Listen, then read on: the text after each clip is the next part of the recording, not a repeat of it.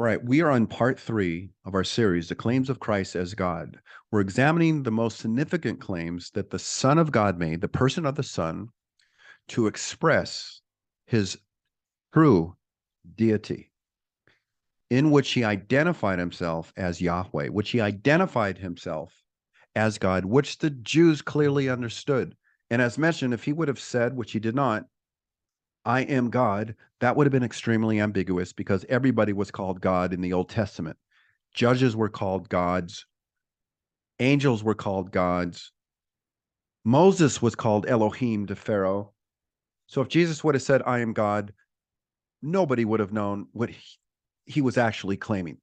Instead, he made claims that were so definitive in terms of his expressing himself as Yahweh, identifying himself as Yahweh, that the Jews picked up stones to kill him. They wanted to kill him in response of several of the claims of the Son, the person of the Son of God, Jesus Christ. We saw in part 2 the pre-incarnate appearances of the Son as the angel of the Lord, who identified himself as Yahweh, who identified himself as the God of the fathers in Exodus 3:6. Who the recipients, the ones who were interacting with the angel of the Lord, they knew this was not a normal created angel. They understood that the angel of the Lord was not a mere agent, a created agent, but he was the angel of the Lord who identified himself as Yahweh, who Hagar addresses him as Ha-Tha'az, the God who sees all.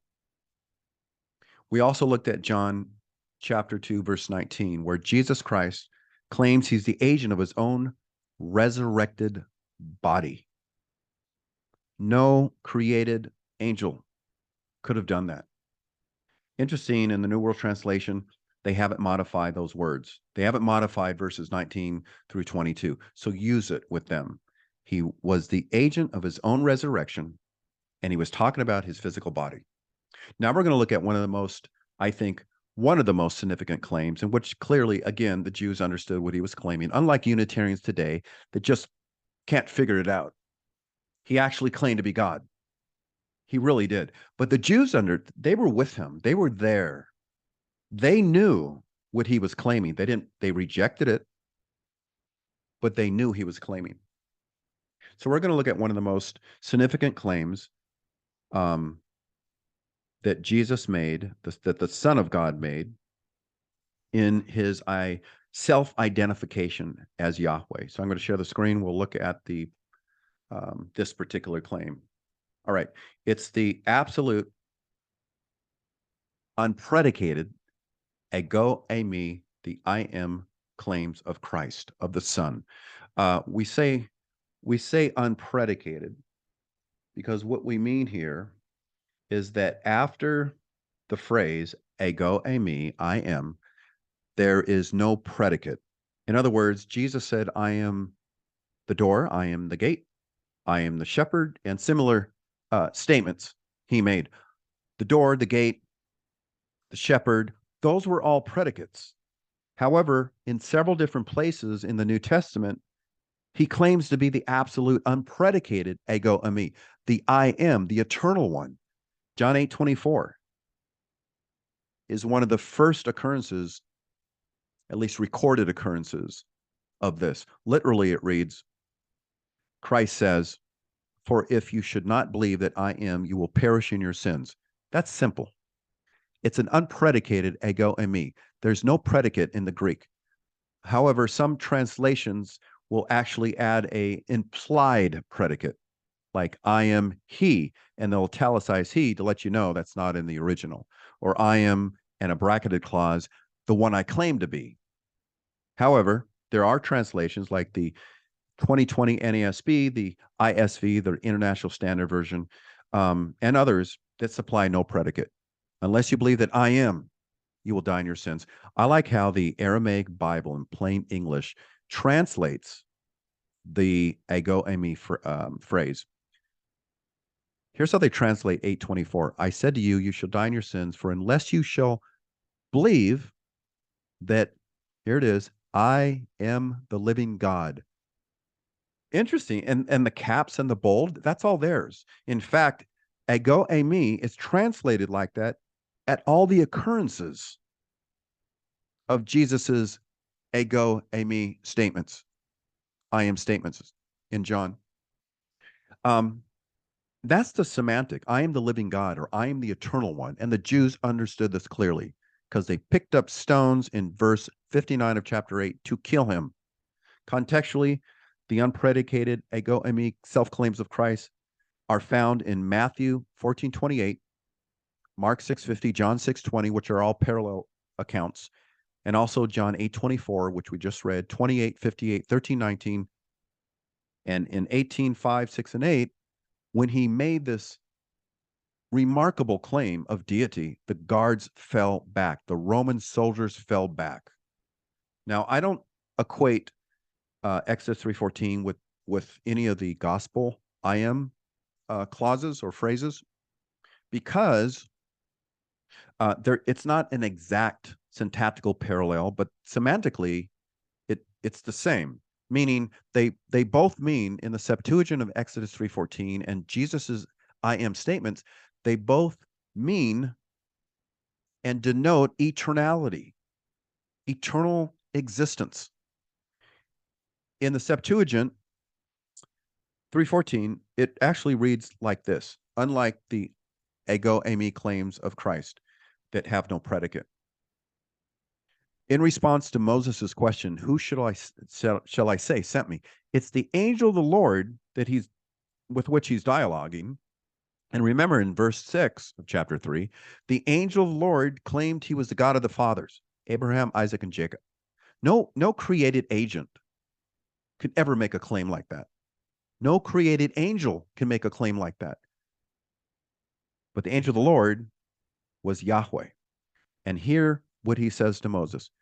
Tell them this. I am ego eimi, the one who is, the one who always is, timelessly existing. The linguistic import of this articular phrase, articular participle here, you have the ha, which is the Greek article the, denoting identification. And then you have the participle here, being. Now, interestingly, this is the present tense active participle of this word, eimi. What you have here in this phrase is a indication or signifying timeless existence in a context of eternality, which we have here. This phrase, this articular participle, is applied to the Son in John 1:18, Romans 9:5, which the Son is called God over all, and before that we have the articular participle, who is always or timelessly existing, God over all. It's the Son is the referential identity there, and also Revelation 1:8. In those verses, you have this articular participle applied to the Son, which denotes timeless existence. Now, within this phrase, you have actually two divine titles, as I see it, all in one claim. And it's the angel of the Lord who's saying this. I am the one always existing. So even though it means the same thing, it's not exactly a syntactical parallel. However, if you want to see in the Old Testament an exact unpredicated ego eimi parallel from the Hebrew, the Septuagint translates anahu from the Hebrew as ego eimi. They're found in the Septuagint of Deuteronomy 32:39, Isaiah 41:4, 43:10, and 46:4. These are the places where Yahweh claims to be the unpredicated I am. Nobody else claims this, not judges, angels, mighty men, or Moses. Nobody claims they're the I am, but Yahweh alone. So you see the connection. So when Jesus makes the exact same claim, the unpredicated I am, or ego eimi, you see why the Jews wanted to kill him. He was identifying himself as Yahweh. Also note, in Isaiah 41:4, Yahweh's unpredicated claim to be the I am, or ego eimi, is joined with his claim to be the first and the last. He also claims to be the first and the last in 44:6 and 48:12. But in this verse, both divine titles are claimed by Yahweh. He claims to be the I am and the first and the last in the same verse. While in the New Testament, only Christ claimed to be the first and the last. And we see that in Revelation 1:17, 2:8, and 22:13. Nobody else made this claim to be the first and the last. Eimi was an exclusive and reoccurring title for Yahweh alone. Nobody else, with which the Jews clearly understood. Also, before we conclude, I want to bring to attention John 13:19 and Isaiah 43:10, because we find an exact syntactical parallel with the purpose conjunction hina, translated so that or in order that clause, a purpose and result clause. Both of these passages have the hina and the purpose and result clause. In John 13:19, when Jesus says, from now on, I'm telling you before it comes to pass, that or in order that, hina, when it does occur, you may believe that I am. And in 43:10, you are my witnesses, declares the Lord, and my servant whom I have chosen, that or in order that, from hina in the Septuagint, you may know and believe me and understand that I am. Both of these verses have the hina, the purpose and result, or the purpose conjunction, and the purpose and result clause. And the same verb is used in both verses, the aorist subjunctive, which naturally follows the hina conjunction. Both of them say in order that, have the purpose and result clause, in order that you may believe. Hadi ago eimi, that I am. In order that I am. So you may believe that I am, and then in 43:10, you have the same thing, in order that you may believe that I am. You may believe that I am. Both verses are syntactically parallel, both having the conjunction, both having the same verb, the same purpose and result clause, ending with that I am. So in sum, number one, Yahweh alone claimed to be the I am, the unpredicated I am in these passages, Deuteronomy, and then we saw the ones in Isaiah, which were syntactically equivalent to Jesus's unpredicated claims to be the I am, the unpredicated ego eimi claims, denoting eternal existence. Number two, in John 8:59, they wanted to kill him for it, and this was a legal stoning according to Jewish law. As with the other places in which they wanted to kill him for blasphemy, because he was identifying himself, he was claiming to be God in Mark and these places in John, which we will look at in subsequent parts. And then number three, the I am claims were a Mark progression. Most Unitarians think that 858 is the only one.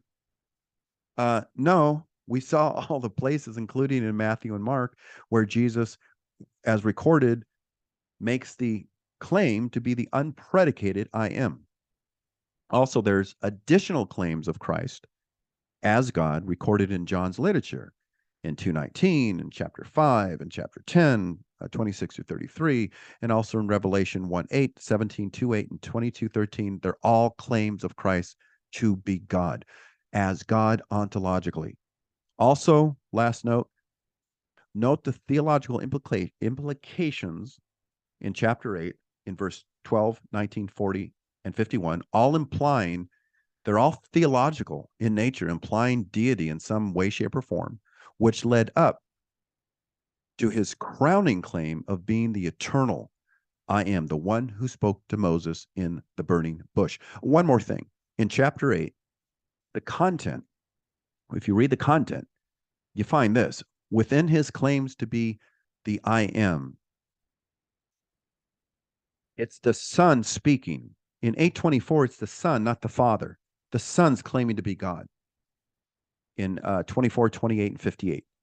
But the Son, Jesus, differentiates himself from the Father in several different places in chapter 8.